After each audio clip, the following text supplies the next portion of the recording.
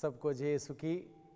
मैं हूँ father Francis Pinto, फिर एक बार आप सबों के समक्ष ईश्वर का जीवंत वचनों को लेकर आया हूँ।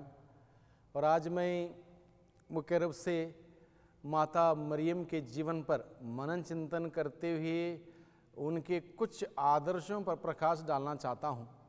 और शीर्षक है आज के दिन में माता मरियम प्रार्थना में हमारा आदर्श।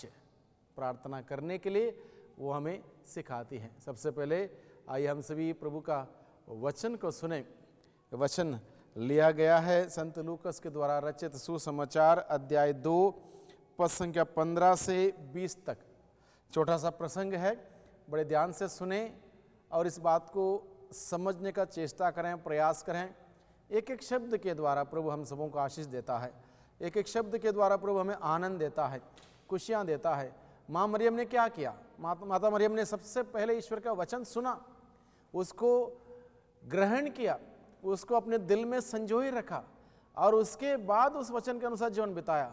देखिए कितना बड़ा सौभाग्य मिला उनको, ईश्वर की माँ बनने का वरदान मिला। इसलिए हम माता मरियम का बारे में सुनने वाले हैं, इसलिए उनका अनुकरण करें, कैसे वो ईश्वर के वचन सुनती थी। हम प्रभु का वचन सुने। छोटा सा प्रसंग है, बड़े ध्यान से सुने, कान लगाकर, मन लगाकर, पूरे दिल से, पूरे विश्वास से। माँ मरियम ने यही किया, विश्वास से सुना, उसको ग्रहण किया, दिल में संजोए रखा और उसके बाद उस वचन के अनुसार जीवन व्यतीत किया। और तब जाके प्रभु यीशु मसीह उनके दिल में आया, उनके खोक में आया और इस दुनिया में आया। तो हम भी प्रभु का वचन बड़े ध्यान से सुनेंगे, हमारे जीवन के द्वारा भी प्रभु की बहुतायत की आशीष उतर के आएगी। आइए प्रभु का वचन सुने। लूकस का सुसमाचार अध्याय 2 पद संख्या 15 से आगे। जब स्वर्गदूत उनसे विदा होकर स्वर्ग चले गए तो चरवाहों ने एक दूसरे से यह कहा, चलो हम बेतलहम जाकर वह घटना देखें जिसे प्रभु ने हम पर प्रकट किया है। वे शीघ्र ही चल पड़े और उन्होंने मरियम, यूसुफ तथा चरनी में लेटे हुए बालक को पाया। उसे देखने के बाद उन्होंने बताया कि इस बालक के विषय में उनसे क्या क्या कहा गया है। सभी सुनने वाले चरवाहों की बातों पर चकित रह जाते थे। मरियम ने इन सब बातों को अपने हृदय में संचित रखा और वह इन पर विचार किया करती थी। जैसा चरवाहों से कहा गया था वैसे ही उन्होंने सब कुछ देखा और सुना, इसलिए वे ईश्वर का गुणगान और स्तुति करते हुए लौट गए। प्रभु का सुसमाचार। प्रभु का सुसमाचार हमने सुना। मुक्ति विधान के पैगाम में ये सारी बातें हम सुनते आए हैं, सुन रहे हैं। हमें मालूम है, ज्ञात है कि जब प्रभु यीशु मसीह दुनिया में आए, माता मरियम से सबसे पहले गैब्रियल दूत को भेजा और सारी बात बताई गई। और उसके बाद धीरे धीरे जब माँ ने अपने आप को समर्पित किया, मैं तेरी दासी हूँ, आपका कथन मुझ में पूरा हो जाए, इस प्रकार से गैब्रियल दूत ने जो कहा उसको वो पूरा होता गया। प्रभु यीशु मसीह का जन्म हुआ। चरवाहे सब लोगों ने रात के समय में जागते हुए उस बात का अनुभव किया, आनंद मनाया। लेकिन मरियम ने क्या किया? सारी बातों को अपने दिल में रखते हुए उन सभी बातों को संजोए रखा। Hallelujah, hallelujah, hallelujah. तो मैं इस बात को लेकर, इस टॉपिक को लेकर, शीर्षक को लेकर आप समूह से बात करने वाला हूँ। माता मरियम प्रार्थना में हमारा आदर्श है। तो प्रार्थना का व्यक्ति का विशेषता क्या है? प्रार्थना करने वाले व्यक्ति की विशेषता क्या है? जो प्रार्थना करता हुआ व्यक्ति, उस व्यक्ति के जीवन में प्रार्थना का प्रभाव दिखाई देता है, प्रार्थना का असर दिखाई देता है। माता मरियम, जैसे कि मैंने कहा, प्रार्थना में हमारा आदर्श, यानी कि गैब्रियल दूत माता मरियम के पास मुक्ति विधान के पैगाम को लेकर जब आता है, अगर वो उस नेटिविटी प्ले का उस दृश्य को, प्रभु के जन्म के उस दृश्य को नाटक के रूप में अगर हम कहीं पर देखें तो कैसा, जब गैब्रियल दूत आता है, माता मरियम प्रार्थना के मुद्रा में होती है। यानी कि हम समझ सकते हैं कि वो ईश्वर के साथ ट्यून्ड थी, प्रार्थना में एक हो चुकी थी, जुड़ी हुई थी, क्योंकि उनके माता पिता ने ऐसे धर्म शिक्षा उनको दी थी कि ईश्वर के साथ जुड़े रहने की कला उनको सिखाई थी। इसलिए माँ मरियम प्रार्थना में हमेशा ईश्वर के साथ जुड़ी हुई थी। इसलिए जब गैब्रियल दूत मुक्ति विधान के पैगाम को लेकर आता है, माता मरियम हाथ जोड़ते हुए ऊपर की ओर देखती, उस दूत की ओर देखती, दूत के संदेश को सुनती, बड़े कान लगाकर और उसको ग्रहण करती है। अब प्रार्थना का आउटकम या फिर फल क्या है? सबसे पहले विश्वास। प्रार्थना का फल है विश्वास। तो माता मरियम ने क्या किया? जब ईश्वर का वचन सुना, उन पर विश्वास किया। और इस बात को जब वो अपनी कुटुंबिनी एलिजाबेथ को मिलने गई थी, एलिजाबेथ क्या बोलती है? एलिजाबेथ के घर जाके माता मरियम ने कहा प्रणाम। माता मरियम ने प्रणाम कहा और एलिजाबेथ ने माता मरियम को प्रणाम कहा। और इस प्रकार से वहाँ का उनके वार्तालाप में हमें पता चल जाता है। एलिजाबेथ बोलती हैं, जैसे ही आपका अभिवादन मैंने सुना, बच्चा मेरे गर्भ में आनंद के मारे उछल पड़ा। आप धन्य हैं जिसने यह विश्वास किया कि ईश्वर ने जो कहा वो पूरा हो जाएगा। एलिजाबेथ माता मरियम से बोलती हैं, धन्य हैं आप जिसने यह विश्वास किया कि ईश्वर ने जो कहा था वो पूरा हो जाएगा। यानी कि माता मरियम ने उन सभी बातों को अपने दिल में संजोए रखा, उस पर विश्वास किया कि ईश्वर ने जो कहा वो पूरा हो जाएगा। माता मरियम ने विश्वास किया। प्रार्थना का पहला फल है विश्वास, और माता मरियम के जीवन में भरपूर मात्रा में वह विश्वास विद्यमान था। भरपूर मात्रा में विश्वास का कोई अभाव नहीं था। हम लोग पढ़ते हैं इब्रानियों के नाम के पत्र अध्याय 11 पद संख्या 6 में, वहां पर लिखा है, विश्वास के अभाव में कोई भी व्यक्ति ईश्वर का कृपा का पात्र नहीं बन सकता है। हर किसी को विश्वास करना होगा, तब जाके वो ईश्वर के कृपा का पात्र बन सकता है। हम समझ सकते हैं माता मरियम के जीवन में, उनके जीवन में कितना गहरा विश्वास था ईश्वर के प्रति। इसलिए उसको गैब्रियल दूत क्या बोलता है? प्रणाम प्रभु की कृपा की पात्री। क्योंकि विश्वास के द्वारा ही वह कृपा की पात्र बनी। विश्वास के द्वारा ही वह कृपा की पात्र बनी। Full of grace. आप कृपा से परिपूर्ण, यानी कि विश्वास से जो परिपूर्ण है, कृपा से परिपूर्ण हो जाता है। यानी कि माता मरियम कृपा से परिपूर्ण थी। प्रणाम प्रभु की कृपा पात्र, प्रभु की कृपा के पात्र बनी हुई थी, क्योंकि उनका विश्वास इतना बुलंद था, अटूट था, दृढ़ था। प्रार्थना का पहला फल है विश्वास। और हम सभी जानते हैं विश्वास कोई हवा में नहीं होता है।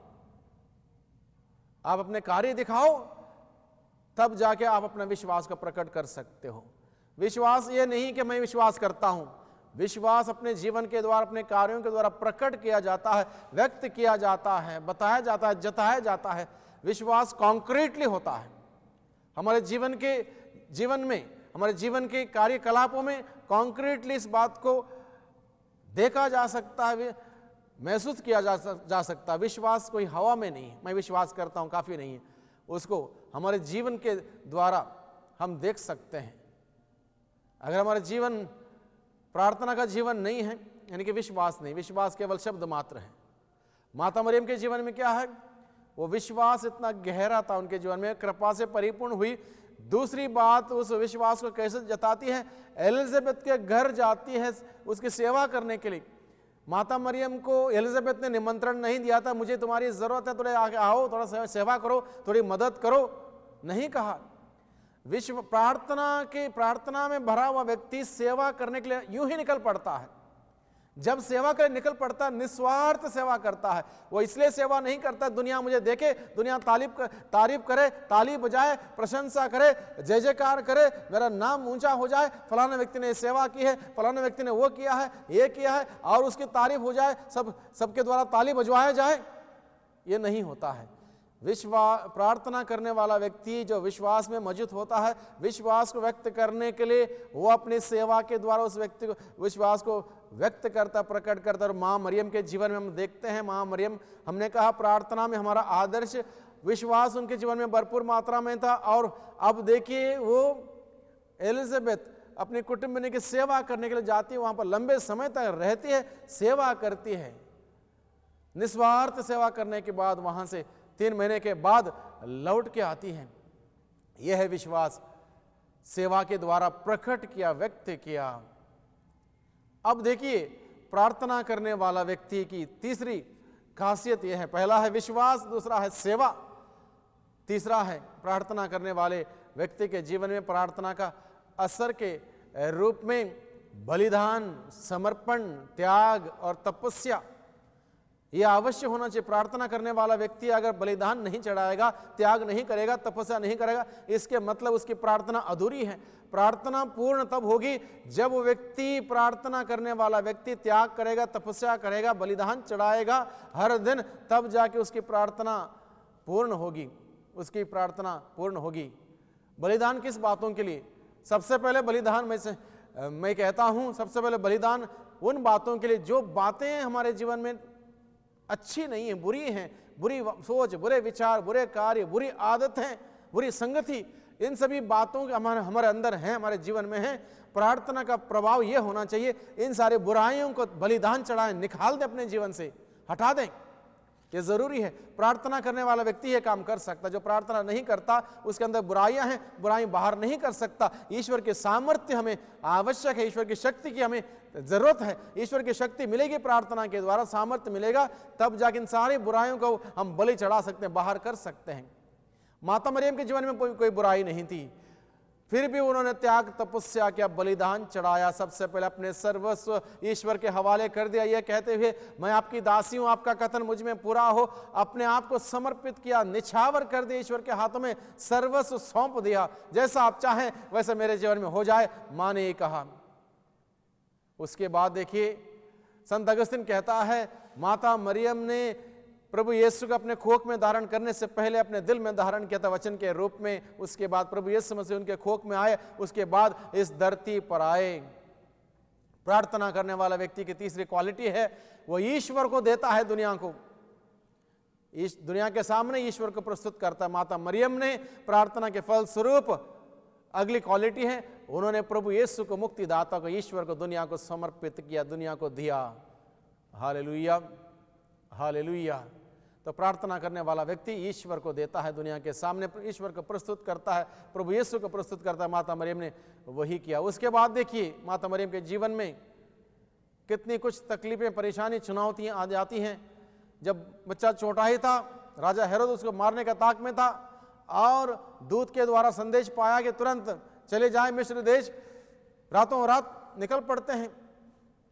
मां मरियम हर वक्त ईश्वर की इच्छा पूरी करती है, हर तकलीफों का सामना करती है। प्रार्थना करने वाला व्यक्ति ईश्वर की इच्छा के अनुसार जीता है, ईश्वर की इच्छा पूरी करते हुए जीता हर पल पल। और माता मरियम ने उस वक्त शुरू किया, ईश्वर की इच्छा को पूरी करने के लिए जो वादा किया था उस वक्त से शुरू किया था। अब देखिए, छोटे बालक यीशु को बचाने के लिए मिस्र देश जाना पड़ता है, वहां रहना पड़ता है, वहां से फिर आना पड़ता है। उसके बाद बालक 12 साल की उम्र में खो गया यरूशलेम के मंदिर में, परेशान जाते आते ढूंढते फिरते 3 दिन निकल गए। और इस प्रकार से सारी बातों को अपने मन में रखती है, उस पर मनन चिंतन करती है वह माँ। उसके बाद बेटा बड़ा हुआ, 30 साल का हुआ, प्रचार प्रसार के कार्य में बाहर निकल पड़ा। दुनिया अलग अलग बातें करती थी, शास्त्री फरीसी उसको फंसाने के लिए, पकड़ने के लिए उसको ताक में थे, कहाँ गलती करें, कहाँ उसको उसके ऊपर आरोप लगाएं, उसको पकड़ें। अलग अलग प्रकार से लोग बातें करते हैं, ये पापियों का मित्र है, उनके साथ खाता पिता है, ये पेटू है, पियकड़ है, अलग अलग प्रकार की बातें। माँ के दिल में क्या बीतता होगा, सब कुछ वो जलती है, समर्पित करते सबको ईश्वर के हाथों में सब कुछ। और वो माँ हर दिन बलि चढ़ाती है, त्याग करती है, तपस्या करती है, ईश्वर की उस इच्छा के अनुसार जीवन बिताती है। उसके बाद उस अपना बेटा, भारी सजा उनको दी जाती है, मौत की सजा दी जाती है, भारी क्रूस उसके कंधे पर लादा जाता है। वो माँ उसके साथ चलती है, कदम कदम में उनके साथ रहती है। प्रार्थना करने वाला व्यक्ति प्रभु के रास्ते पर चलता, चाहे वो रास्ता कितना कठिनाई से भरा हुआ क्यों ना हो, क्रूस का रास्ता क्यों ना हो, उस रास्ते पर चलता है प्रार्थना करने वाला व्यक्ति। इस प्रकार से मां मरियम हम सबों के जीवन में प्रार्थना का आदर्श है। मां मरियम इस प्रकार से हम सबों के जीवन में प्रार्थना का आदर्श है। कदम कदम में अपने बेटे के साथ चलती है वो। She is the first Christian and the best Christian. Mother Mary is the first Christian and the best Christian. वो यीशु का अनुसरण करती, कदम कदम में उस कठिनाई के मार्ग में चलती है। उसके बाद जब उसके बेटे को पकड़ के सूली पर टांग दिया गया, 3 किलों के बीच में, धरती और आसमान के बीच में, वो माँ वहां पर बड़ी विनम्रता से सिर झुका के वहां पर खड़ी है। दुख था उनके जीवन में, दर्द था, पीड़ा थी, लेकिन चिल्लाते नहीं, कलपते नहीं है, किसी को दोषी नहीं ठहराती, किसी के ऊपर उंगली नहीं उठाती है, किसी के ऊपर उंगली नहीं उठाती है, चुपचाप शांत सब कुछ अपने दिल में संजोए रखते हुए मनन चिंतन करती है, क्योंकि उसको ईश्वर की इच्छा पूरी करनी थी। उसने वादा किया था, मैं आपकी दासी हूं, आपका कथन मुझ में पूरा हो। वहां पर वो उस क्रूस के नीचे खड़ी होके उस ईश्वर की इच्छा को पूरी करते। प्रार्थना करने वाला व्यक्ति क्रूस के नीचे खड़े होने में हिचकिचाता नहीं है, वो हिम्मत के साथ क्रूस के नीचे खड़ा रहता है। माता मरियम प्रार्थना में हमारी आदर्श है। जब उसका जवान बेटा उनके आंखों के सामने मार दिया गया, सूली पर चढ़ा के उसकी लाश को जब उतार के उनके गोद में रखा गया, तब भी मां मरियम रोती चिल्लाती कलपती नहीं, किसी को दोषी नहीं ठहराती, किसी के ऊपर आरोप नहीं लगाती है, उन्होंने मेरे बेटे के साथ ऐसा किया, उन्होंने मेरे बेटे के साथ ऐसा किया, नहीं कहती है, बल्कि सब कुछ शांत होकर अपने सारे दुख पी लेती है। प्रार्थना करने वाला व्यक्ति अपने जीवन में आने वाले चुनौतियों का सारा दुख को पी लेता है। माता मरियम हमें सिखाती है, प्रार्थना का आदर्श है। कितना कुछ हमें सीखने को मिलता है माता मरियम के जीवन में। माता मरियम प्रार्थना का हमारा आदर्श है। माता मरियम के जीवन को अगर हम देखें, मनन चिंतन करें, कितना कुछ हम सीख सकते हैं, बहुत कुछ हम सीख सकते हैं। आज के दिन में जब हम लोग वचन सुन रहे हैं, माता मरियम हम प्रार्थना में हमारी आदर्श, उस मां का उन सारे क्वालिटी जो उनके अंदर हैं, उसको एक एक करके अपनाएं, आजमाएं, अपने जीवन में लागू करें। हम भी दुनिया के सामने प्रभु को प्रस्तुत करेंगे, हमारे बातों के द्वारा, हमारे सोच के द्वारा, हमारे विचारों के द्वारा, हमारे रहन सहन के द्वारा, हमारे कार्यों के द्वारा हम प्रभु को दुनिया के सामने प्रस्तुत करेंगे। और यह हमारा बुलावा है कि हम सभी प्रभु यीशु को दुनिया के सामने प्रस्तुत करें। जो नहीं जानते उस यीशु को हमारे जीवन के द्वारा, कार्यों के द्वारा हम प्रस्तुत करें। इस प्रकार से हम प्रभु की महिमा करें। इसलिए आइए भाइयों बहनों, जब हम लोगों ने इस वचन को सुना, मां मरियम प्रार्थना में हमारा आदर्श, बहुत सारी बातों पर हमने मनन चिंतन किया है। इस वक्त हम प्रभु से प्रार्थना करें ताकि वह प्रभु हम सबों को माता मरियम के उन तमाम आदर्शों को अपनाते हुए, उस आदर्शों के अनुसार जीवन बिताते हुए प्रभु की सच्ची गवाही बनने के लिए, सच्चे साक्षी बनने के लिए हम सबों को बल प्रदान करें। सर्वशक्तिमान पिता परमेश्वर, धन्यवाद देते हैं आज के वचनों के लिए। वचनों के द्वारा आपने हम सबों से बातें की हैं, माता मरियम के विशेषता के बारे में हम बताया है, प्रार्थना में हमारी आदर्श वो कैसे बन सकती इस बात को समझाया है। विश्वास, सेवा और समर्पण और इस प्रकार से त्याग तपस्या करना हर दिन एक प्रार्थना करने वाला व्यक्ति का व्यक्तित्व होना चाहिए, आपने हमें सिखाया है। माता मरियम का हम सभी अनुकरण कर सकें, उस अनुकरण के इस अनुसार हम अच्छा क्रिस्तीय जीवन बिताते हुए प्रभु हम आपकी महिमा कर सकें। हम सबों को माता मरियम के भांति अपने आप को आपके हवाले करने की हिम्मत और साहस प्रदान कीजिए, जिससे कि हम सभी अपने आप को आपके हाथों में समर्पित करते हुए आपकी इच्छा के अनुसार हम सभी जीवन बिताने वाले बन सकें। दुआ करते हैं उद्धारकर्ता यीशु मसीह के नाम से, आमीन।